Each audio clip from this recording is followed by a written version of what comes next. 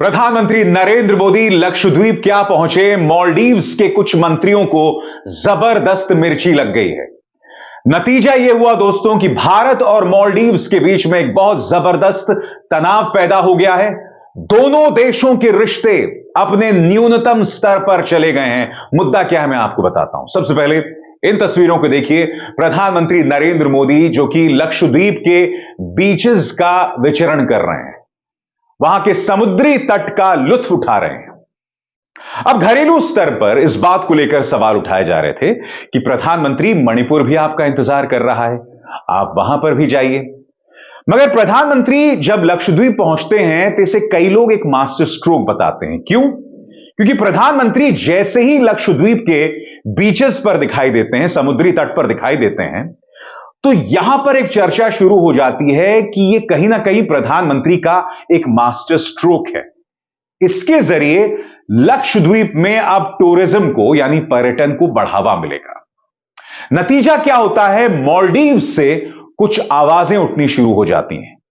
वहां के मंत्री प्रधानमंत्री नरेंद्र मोदी की इस तस्वीर को लेकर अब शब्द बोलने लगते हैं। मसलन उनकी ये मंत्री जिनका यह ट्वीट सामने उभर कर आया है।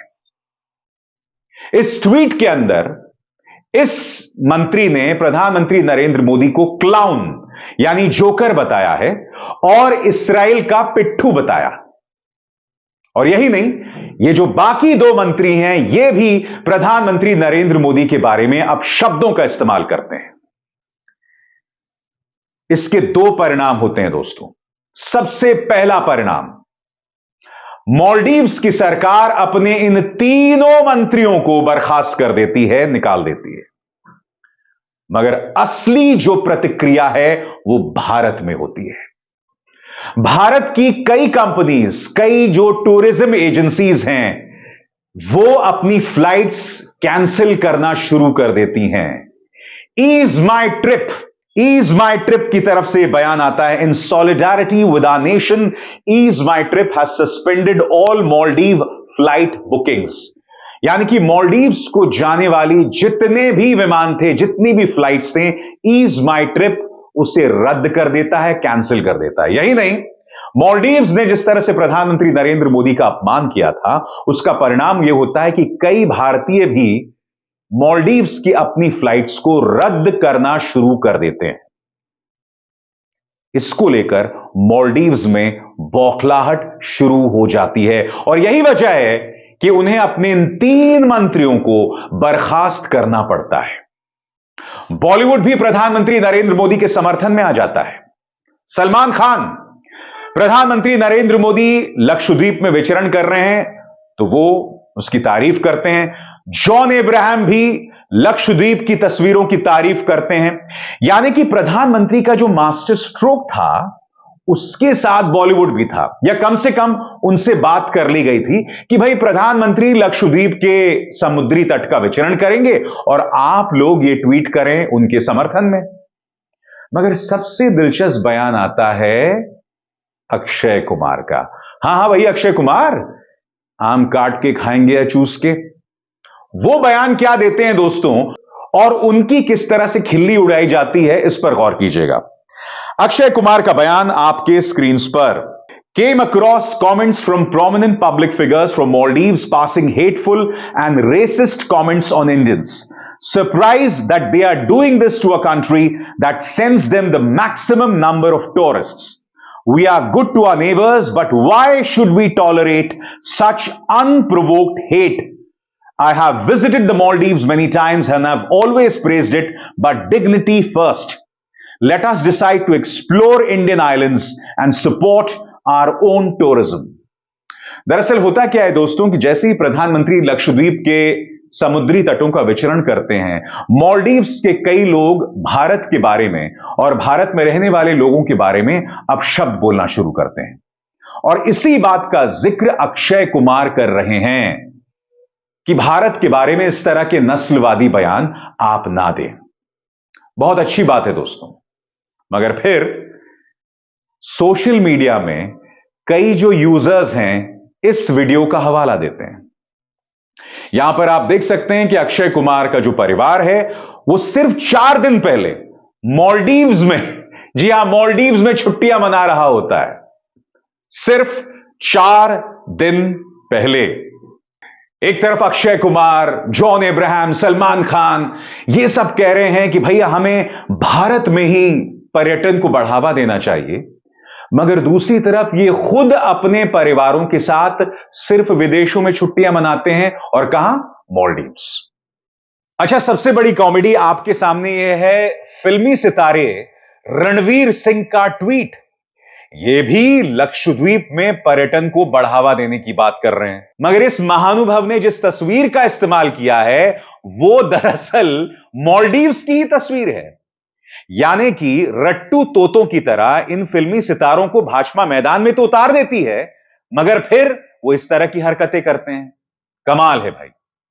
फिल्म इंडस्ट्री के जो तमाम कलाकार हैं, मैं आपसे सवाल पूछना चाहता हूं, ये लोग कहां छुट्टियां मनाते हैं?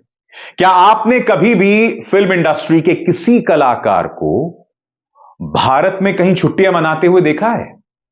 वो भी भूल जाइए। जो तमाम बड़े बड़े सितारे हैं, ये लोग तो अपनी शादियां भी विदेशों में करते हैं। बड़े बड़े क्रिकेटर्स शादियां विदेशों में करते हैं, भारत में भी नहीं करते हैं। हां, कुछ करते हैं, वो इनकार नहीं कर रहा हूं मैं आज एक सवाल पूछना चाहता हूं। अक्षय कुमार ने अपनी बात सिर्फ इसलिए रखी क्योंकि अक्षय कुमार का एक इतिहास है कि वो भाजपा के परम चाटुकार हैं। अब वो भारत में पर्यटन को बढ़ावा देने की बात कर रहे हैं, मगर 4 दिन पहले ही मालदीव्स में छुट्टी मना रहे होते हैं। तो आपको जब भाजपा कुछ कहती है तभी आपकी अंतरात्मा क्यों जागती है? सबसे बड़ी बात दोस्तों, मैं आपको बतलाना चाहूंगा, कपिल शर्मा के एक शो में कपिल शर्मा ने अक्षय कुमार से सवाल किया कि भाई आप फिल्में किस आधार पर चुनते हैं? तो उन्होंने उस कार्यक्रम में कहा था कि जब भी कोई प्रोड्यूसर मेरे पास आता है कि भाई मैसूर की शूटिंग है या भारत के अंदर की कोई शूटिंग है, तो मैं उसे भेज देता हूं।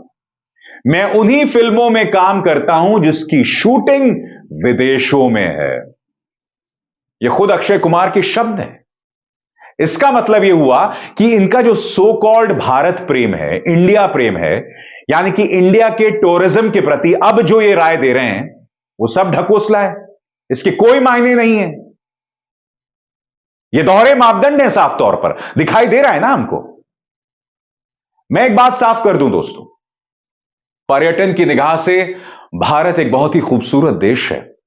हमारा इतना खूबसूरत देश है कि हमारे यहां बीचेस यानी समुद्री तट भी हैं और पहाड़ भी हैं। हमारे यहां केरल भी है, हमारे यहां कश्मीर भी है, हमारे यहां मुंबई भी है और हमारे यहां अरुणाचल प्रदेश भी है। यह खूबसूरती है भारत की। मगर सबसे बड़ी बात, अगर हम मालदीव्स पर पाबंदी लगाना चाहते हैं तो क्या पर्यटन की निगाह से हम अपने देश की तैयारी कर रहे हैं? क्या हम अपने पर्यटक स्थलों का रखरखाव अच्छे से करते हैं? बताइए बताइए। सबसे बड़ी बात यह भी कि आज की तारीख में मालदीव्स के खिलाफ हम अपनी आवाज बुलंद कर रहे हैं। उनके बदतमीज मिनिस्टर्स के खिलाफ हमने अपनी आवाज बुलंद की, जो करनी भी चाहिए, क्योंकि आप इस तरह से एक देश के प्रधानमंत्री के खिलाफ इस तरह की शब्दावली का इस्तेमाल कैसे कर सकते हैं? आपको आलोचना करना है, आप कीजिए, गाली नहीं दे सकते आप। कहने का अर्थ यह है कि अगर आप किसी देश के प्रधानमंत्री की राजनीति से सहमत नहीं हैं, तो आप मर्यादा के दायरों में रहकर उनकी आलोचना करें। गाली गलौज करने का आपके पास कोई अधिकार नहीं है।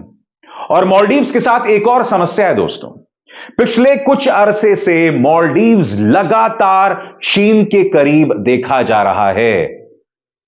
चीन मालदीव्स की राजनीति पर खासा प्रभाव रखता है और हाल ही के चुनाव के बाद जो नए राष्ट्रपति बने हैं वो एंटी इंडिया माने जाते हैं, भारत विरोधी माने जाते हैं। भारत के खिलाफ अक्सर वो बयानात देते हैं। यह भी भारत की निगाह से चिंता की बात है। चलिए, मालदीव्स की तो हम आलोचना कर रहे हैं, मगर मैं आपसे एक सवाल पूछना चाहता हूं।